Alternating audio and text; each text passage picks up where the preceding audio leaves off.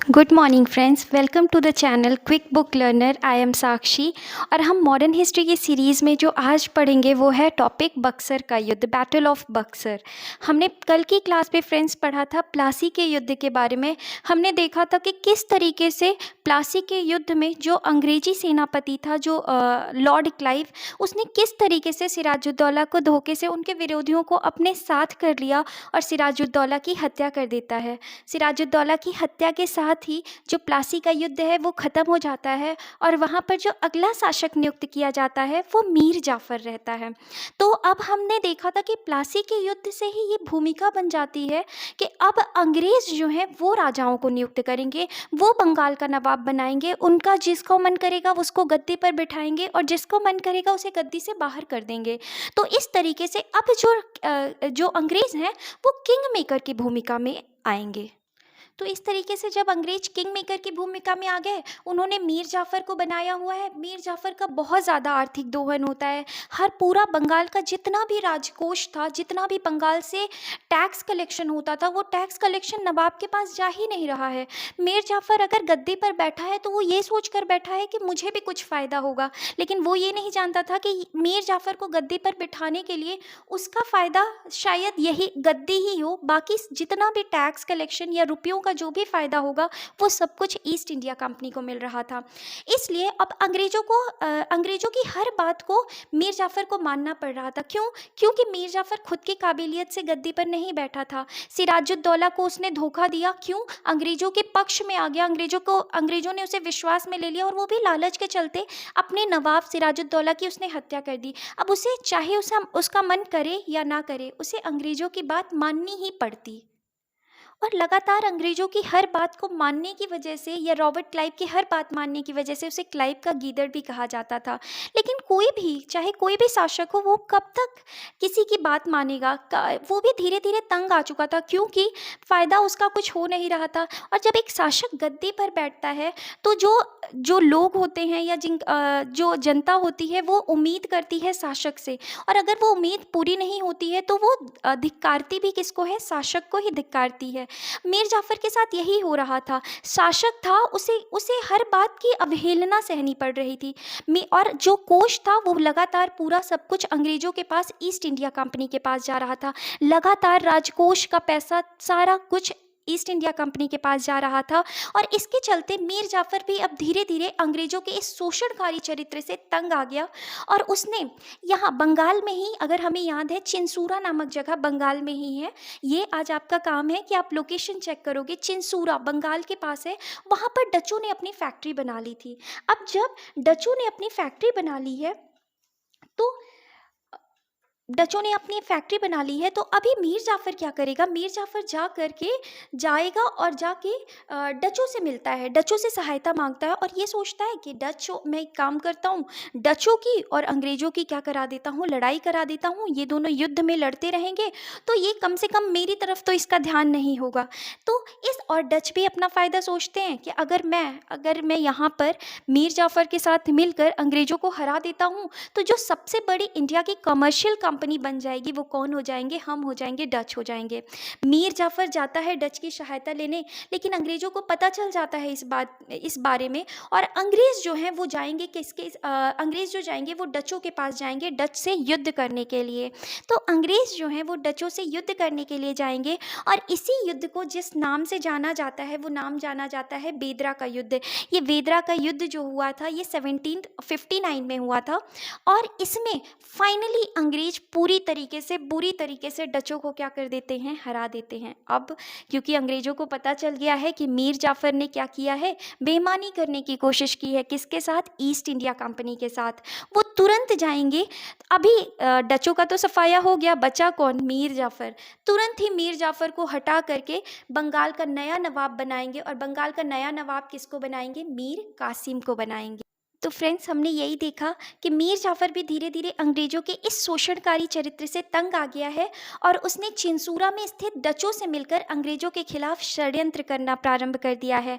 तब जब अंग्रेज़ों को पता चलता है तो वो वेदरा का युद्ध 1759 में हुआ था, इसमें डच को हराते हैं और मीर जाफ़र को बंगाल के नवाब की गद्दी से हटा करके मीर कासिम को बंगाल का नया नवाब बना देते हैं। तो फ्रेंड्स, अभी जो नया नवाब बना है वो मीर कासिम बना है। मीर कासिम जो था, अगर हम अलीवर्दी खां के बाद की बात करते हैं, अलीवर्दी खां बंगाल का संस्थापक था, जिसने बंगाल में जब बिहार मिल जाता है तो बंगाल को और ज़्यादा विकसित करता है। तो अगर हम अलीवर्दी खां के बाद दूसरे किसी बंगाल के सक्षम नवाब की बात करते हैं, जो सबसे ज़्यादा मतलब सक्षम था, हर चीज़ों को करने की समझ रखता था, वो दूसरा नाम आता है मीर कासिम का। मीर कासिम भी धीरे धीरे अंग्रेजों से तंग आने लगा था, क्योंकि राजकोष का पूरा पैसा अंग्रेजों के कोष में जा रहा था। अब इस तरीके से मीर कासिम को लगता है कि उसे अपनी राजधानी, जो मुर्शिदाबाद में थी, हमने पढ़ा था कि बंगाल की राजधानी पहले ढाका में थी और मुर्शिदाबाद कौन लेकर गया था, प्रीवियस क्लास में हमने देखा था, मुर्शिदाबाद लेकर गया था मुर्शिद अली खां। तो इस तरीके से मुर्शिद अली खां ने मुर्शिदाबाद को राजधानी बनाया था, लेकिन फिर से अब अंग्रेजों के डर की वजह से मीर कासिम जो है वो मुर्शिदाबाद से राजधानी को स्थानांतरित कर रहे हैं, ट्रांसफ़र कर रहे हैं मुंगेर में। अब मीर कासिम बाहर से सैन्य टुकड़ियों को बुलाएगा, सैन्य प्रशिक्षण के लिए बुलाएगा कि हमारी सेनाओं को भी आप, जैसे आपकी सेना प्रशिक्षित रहती है, जैसे आपकी सेना है, उस तरीके से आप हमारी सेना को भी प्रशिक्षित कर दीजिए। अब इस तरीके से वो अपनी सेना को भी क्या कर रहा है, प्रशिक्षित कर रहा है, ताकि वो अंग्रेज़ों से आगे चलकर अगर कभी लड़ाई हो तो वो किसी भी तरीके से हारे ना। तो फ्रेंड्स, हम अगर मीर कासिम की बात करते हैं तो मीर कासिम अलीवर्दी खां के बाद बने बंगाल के नवाबों में सबसे योग्य नवाब था। अंग्रेजों के प्रभाव को स्वयं से मुक्त करने के लिए राजधानी मुर्शिदाबाद से उसने मुंगेर को क्या करी थी, स्थानांतरित करी थी। तो मीर कासिम ने सैन्य व्यवस्था को भी पुनर्गठित किया था। सैन्य व्यवस्था को पुनर्गठित का मतलब क्या होता है फ्रेंड्स? सीधा सा यही मतलब होता है कि वो जिस तरीके से यूरोपीय कंपनियां या यूरोपीय सैन्य व्यवस्था बहुत ज़्यादा प्रशिक्षित होती थी, ट्रेंड होती थी, सेम वो चाहता था कि हमारी भी सैन्य व्यवस्था या जो सैनिक हैं वो उसी तरीके से प्रशिक्षित हो, ट्रेन हो। इसलिए उन्होंने बाहर से कुछ सैन्य लोगों को बुलाया था, ताकि वो इनको अच्छे से ट्रेनिंग दे सकें। उसने सेना का संगठन यूरोपीय तर्ज पे करने के लिए एक आर्मेनियन गुर्गी खां का क्या किया था, सहयोग लिया था। मुंगेर में उसने अपनी कैपिटल या राजधानी को स्थानांतरित किया था, तो मुंगेर में उसने गन बनाने की फैक्ट्री की भी क्या की थी, स्थापना की थी। अब फ्रेंड्स, मीर कासिम भी धीरे धीरे, लेकिन किसी भी तरीके से अंग्रेजों का हस्तक्षेप ना मीर कासिम के शासनकाल में भी कम नहीं हो रहा था। उनका जो शोषण था वो बढ़ता ही जा रहा था, और सबसे बड़ा जो शोषण का कारण था वो फर्रुख सियार के द्वारा जो दिया हुआ जो दस्तक था, जो मतलब उनको टैक्स फ्री पूरा व्यापार करने का जो दिया गया था उनको, ये सबसे बड़ा कारण था। वो बंगाल में टैक्स फ्री व्यापार तो कर ही रहे थे, लेकिन सबसे बड़ा कारण ये था कि वो खुद तो कर ही रहे थे, इसका दुरुपयोग भी करना शुरू कर दिया। वो अपने पास का लोगों से क्या करते थे, दुरुपयोग करते थे कि मतलब तुम मेरा पास ले लो, मुझे उसके बदले कर दे देना। तो जो थोड़ा कर राजा के पास जाता भी था, वो कर अब किसके पास जा रहा है, इनडायरेक्टली अंग्रेजों के पास जा रहा है। तो इस तरीके से जो मीर कासिम था वो बहुत ज़्यादा क्या था, अंग्रेजों से परेशान था। अब मीर कासिम क्या करता है, उसका अगला स्टेप ये होता है कि जो ये फ्री टैक्स दिया गया था, ये जो कर मुक्त व्यापार की अनुमति दी गई थी, ये केवल और केवल अंग्रेजों को दी गई थी, जिससे सबसे ज़्यादा जो नुकसान होता था वो होता था लोकल ट्रेडर्स का, क्योंकि वो कम्पीट ही नहीं कर पा रहे थे, प्रतिस्पर्धा ही नहीं कर पा रहे थे। इसलिए उन्होंने सभी व्यापारियों को मुक्त व्यापार करने की क्या दे दी, इजाज़त दे दी। तो अब क्या होगा, क्योंकि सबको मुक्त व्यापार का अधिकार दे दिया गया है, तो अब अंग्रेजों के लिए भी क्या हो जाएगा, कंपटीशन बढ़ जाएगा। जब अंग्रेजों के लिए कंपटीशन बढ़ेगा तो अंग्रेजों को भी दिक्कत आएगी। तो इस वजह से मीर कासिम ने ये कदम उठाया। अंततः क्या होगा, अंग्रेज क्या हो जाएंगे, नाराज़ हो जाएंगे, और मीर कासिम को गद्दी से उठाकर बाहर फेंकेंगे, और फिर से अपने मनपसंद अधिकारी या हम कहें बंगाल के नवाब को बुलाएंगे, मीर जाफ़र, जो दोबारा से गद्दी पर बैठ जाएगा। तो ये चीज़ है कि मीर कासिम के समय दस्तक का दुरुपयोग बढ़ गया, और मीर कासिम ने इसे रोकने के लिए सभी प्रकार के व्यापारियों को शुल्क मुक्त व्यापार की अनुमति प्रदान कर दी। अब इससे अंग्रेज क्या हो जाएंगे, नाराज़ हो जाएंगे, और मीर कासिम को हटाकर दोबारा मीर जाफ़र को बंगाल का नवाब बना देते हैं। अब क्योंकि मीर जाफ़र को दोबारा से नवाब बना दिया गया है और मीर कासिम को उस गद्दी से हटा कर दिया गया है।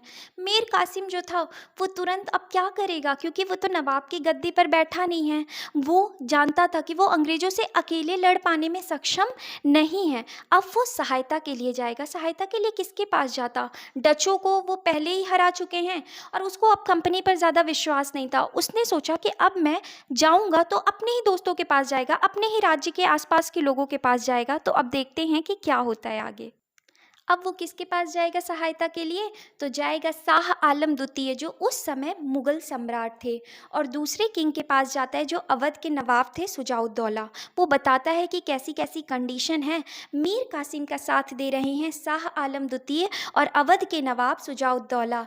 तो इस तरीके से ये तीनों की एक त्रिगुट सेना तैयार हो जाती है। ये त्रिगुट सेना, अब मीर कासिम को बहुत ज़्यादा क्या हो गया था, कॉन्फिडेंट हो गया था वो कि भैया अब तो हम क्या करेंगे, अंग्रेजी सेना को हरा ही देंगे। क्यों ऐसा हुआ? क्योंकि इन तीन लोगों की, मीर कासिम, शाह आलम द्वितीय और शुजाउद्दौला, इन तीन लोगों की जो सेना थी ये लगभग 40,000 की सेना थी। और वहीं अगर हम ईस्ट इंडिया कंपनी की सेना देखते हैं तो वो लगभग 10,000 की सेना थी। और यहाँ जो अंग्रेजी सेनापति था जो युद्ध लड़ता, उसका नाम था हेक्टर मुनरो। अब वो बक्सर के मैदान में अंग्रेजों को युद्ध के लिए ललकारता है और इसी युद्ध को हम कहते हैं बक्सर का युद्ध, जो कि किसके बीच होगा? अंग्रेजी सेना के बीच होगा और एक त्रिगुट के बीच होगा। उस त्रिगुट में मीर कासिम, शाह आलम द्वितीय और अवध के नवाब शुजाउद्दौला होंगे। ये त्रिगुट, ये तीन लोगों की सेना अकेले एक छोटी सी सेना ईस्ट इंडिया कंपनी से क्या हो जाती है? बुरी तरीके से हार जाती है फ्रेंड्स। तो बक्सर का युद्ध किसके द्वारा जीत लिया जाता है? अंग्रेजों के द्वारा जीत लिया जाता है। और बीच में ही मीर कासिम तो बीच में ही भाग गया था, युद्ध के बीच में ही भाग जाता है। और शाह आलम द्वितीय और जो अवध का नवाब है शुजाउद्दौला, वो समर्पण कर देता है, सरेंडर कर देता है किसके सामने? ईस्ट इंडिया कंपनी के सामने। फ्रेंड्स, ये रही बक्सर के युद्ध की बात, बैटल ऑफ बक्सर की बात, जो हमने इस क्लास में देखी है। अभी कुछ इंपॉर्टेंट फैक्ट्स हैं जो हम देखते हैं। जैसे बंगाल का गवर्नर, जब ये बक्सर का युद्ध हो रहा था तब बंगाल का गवर्नर कौन था? क्योंकि हमें 1760 में लॉर्ड क्लाइव जो था वो वापस से यूरोप चला गया था, ब्रिटेन चला गया था। तो जो बंगाल का गवर्नर है वो वेनस्टार्ट है। मुगल बादशाह हमने देखा शाह आलम द्वितीय हैं। बंगाल का नवाब जो था बक्सर के युद्ध के समय वो मीर जाफर है। और अंग्रेजी सेना का सेनापति जो है वो है हेक्टर मुनरो। तो हेक्टर मुनरो ही सेनापति था और इसके नेतृत्व में ही अंग्रेजी सेना जो थी वो बक्सर के युद्ध में इन तीनों से क्या हो जाती है? जीत जाती है। अब आपको पता है फ्रेंड्स, अगर अंग्रेज कोई भी युद्ध जीतते थे तो क्या होती थी? वो जिससे भी युद्ध जीतते थे उससे संधि करते थे, ट्रीटी करते थे, समझौता करते थे। अब उन्होंने बोला अंग्रेज ब्रिटेन से भेजा गया लॉर्ड क्लाइव को, क्योंकि 1760 में वो चला गया था। फिर से 65 में वो क्या करता है? भारत में 1765 में उसकी भारत में एंट्री होती है, ब्रिटेन से भेजा जाता है।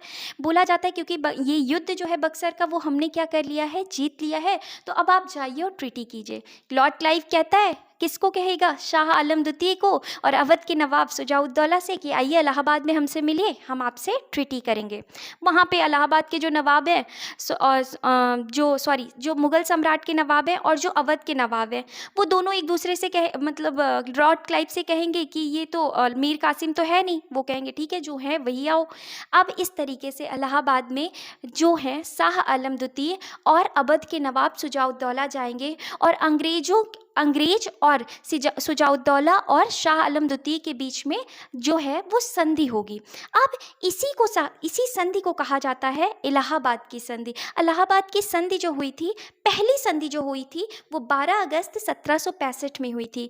जो पहली संधि हुई थी वो किसके साथ हुई थी? शाह आलम द्वितीय के साथ हुई थी। शाह आलम द्वितीय के साथ पहले वो किसके साथ संधि करते हैं? शाह आलम द्वितीय के साथ करते हैं। तो हमने देखा कि एक बार फिर से रॉबर्ट क्लाइव जो था वो बंगाल का गवर्नर बनाकर भारत भेजा गया। लॉर्ड क्लाइव जो था वो मुगल सम्राट शाह आलम द्वितीय के साथ क्या करेगा? संधि करेगा, ट्रीटी करेगा, समझौता करेगा। अब हम बात करते हैं कि इलाहाबाद की जो संधि हुई थी, जो प्रथम संधि थी, इसमें क्या क्या बातें हुई थी? अंग्रेजों और जो शाह आलम द्वितीय थे उनके बीच क्या समझौता हुआ था? तो इनके बीच जो समझौता हुआ था फ्रेंड्स, शाह आलम द्वितीय ने अंग्रेजों को बंगाल, बिहार और उड़ीसा का दीवानी अधिकार प्रदान कर दिया था। फ्रेंड्स, दीवानी अधिकार का क्या मतलब होता है कि ये बंगाल, बिहार और उड़ीसा से टैक्स कलेक्शन कर सकते हैं, रेवेन्यू कलेक्शन कर सकते हैं, जो भी जो कर को कलेक्ट करना है, संग्रहण करना है, वो कर सकते हैं। दूसरी चीज़, शाह आलम द्वितीय को अंग्रेजों ने अपने संरक्षण में ले लिया और उसे इलाहाबाद में ही रखा गया। तीसरा, इलाहाबाद व कड़ा जिले को अवध के नवाब शुजाउद्दौला से लेकर शाह आलम द्वितीय को दे दिया गया। तो यही चीज़ थी कि अवध के जो नवाब थे शुजाउद्दौला, उनसे इलाहाबाद और कड़ा को ले लिया गया, जो कि उनका क्षेत्र कहलाता था, और किसको दे दिया गया? शाह आलम द्वितीय को। अब बदले में उनसे क्या मांगा गया कि आप हमको, अंग्रेजों को, बंगाल, बिहार और उड़ीसा का दीवानी अधिकार प्रदान कराएंगे। तो ये फ्रेंड्स, जो संधि मुगल सम्राट शाह आलम द्वितीय और रॉबर्ट क्लाइव के बीच हुई थी, इसी संधि को इलाहाबाद की प्रथम संधि कहा जाता है, और इसका टाइम जो है वो 12 अगस्त 1765 है। अब इसी तरीके से इलाहाबाद की दूसरी संधि किससे होगी? अवध के जो नवाब हैं शुजाउद्दौला, इनसे जो होती है। पहली जो संधि हुई वो 16 अगस्त को हुई, और जो संधि जो हो रही है वो अवध के नवाब शुजाउद्दौला से हो रही है। वो संधि जो है वो इलाहाबाद की दूसरी संधि कही जाती है। तो इस संधि में क्या क्या बातें हुई कि अवध के नवाब ने अंग्रेजों को 50 लाख रुपए देना स्वीकार किया। इलाहाबाद व कड़ा के जिले जो नवाब शुजाउद्दौला के पास थे, वो उन्होंने किसको दिया? सम्राट शाह आलम द्वितीय को देने के लिए वो तैयार हो गए। क्यों? ऐसा अंग्रेजों ने उनको कहा था। ठीक है। फिर इस संधि के साथ क्या होता है? बंगाल, बिहार और उड़ीसा क्षेत्र में द्वैध शासन की शुरुआत हो जाती है। कैसे द्वैध शासन की? एक आपने देखा, बंगाल में जो दीवानी कलेक्शन है, जो बंगाल में जो दीवानी अधिकार है, रेवेन्यू कलेक्शन का काम है, वो अब कौन करेंगे? अंग्रेज करेंगे। और जो रेगुलेशन वाला काम है, जो निजामत का कार्य है, जो राजा रजवाड़ों का काम है, वो कौन करेंगे? या गद्दी पर बैठने का जो काम है वो किंग करेंगे। तो दो काम हो गए हैं, एक तरफ टैक्स कलेक्शन और दूसरी तरफ रिस्पॉन्सिबिलिटी वर्क। तो जो भी रिस्पॉन्सिबिलिटी वाला कार्य है या जो राजा का कर्तव्य है वो राजा करेगा, बाकी जो टैक्स कलेक्शन है वो कौन करेगा? वो ये ईस्ट इंडिया कंपनी करेगी। तो इस तरीके से बंगाल, बिहार और उड़ीसा के क्षेत्र में द्वैध शासन की शुरुआत हो जाती है, जिसमें कंपनी दीवान थी, जिसमें कंपनी क्या करती थी? कर वसूलती थी। तो नवाब जो थे वो नाजिम थे, मतलब वो गद्दी पर बैठा करते थे और बाकी सारे काम करते थे।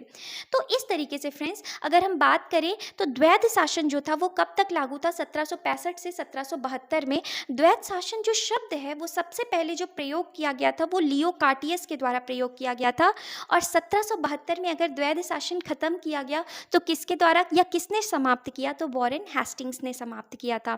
तो इस तरीके से फ्रेंड्स, हमने बक्सर के युद्ध के बारे में देखा कि बक्सर का युद्ध किस तरीके से हुआ था ईस्ट इंडिया कंपनी और एक त्रिगुट के बीच में। अब बक्सर के युद्ध का परिणाम क्या रहा? तो अगर हम देखें तो बक्सर का युद्ध सैन्य दृष्टिकोण से अंग्रेजों की बहुत बड़ी सफलता थी, क्योंकि प्लासी के युद्ध की विजय सिराजुद्दौला के सेना नायकों के विश्वासघात का परिणाम था। किंतु बक्सर के युद्ध में अंग्रेज बिना किसी छल कपट के क्या हुए थे? विजयी हुए थे। 10,000 की सेना 40,000 की विशाल सेना से विजय हो गई थी। इनमें कॉन्फिडेंस आ गया था कि भाई अब ये कितनी भी बड़ी सेना हो भारत की, ये हमसे नहीं जीत सकती है। इस युद्ध में विजय के पश्चात बंगाल में अंग्रेजी सत्ता के प्रभुत्व की क्या हो जाती है? स्थापना हो जाती है, और कंपनी ने एक अखिल भारतीय शक्ति का रूप धारण कर लिया था। तो फ्रेंड्स, ये जो थे परिणाम थे बक्सर के युद्ध के। आई होप आपको ये जो भी बक्सर का युद्ध मैंने आज आपने पढ़ा है वो आपको समझ आया हो। अगर आपको ये चैनल पसंद हो या ये सेशंस अच्छे लगे हों तो प्लीज़ लाइक करें, शेयर करें और सब्सक्राइब करें। Thank you.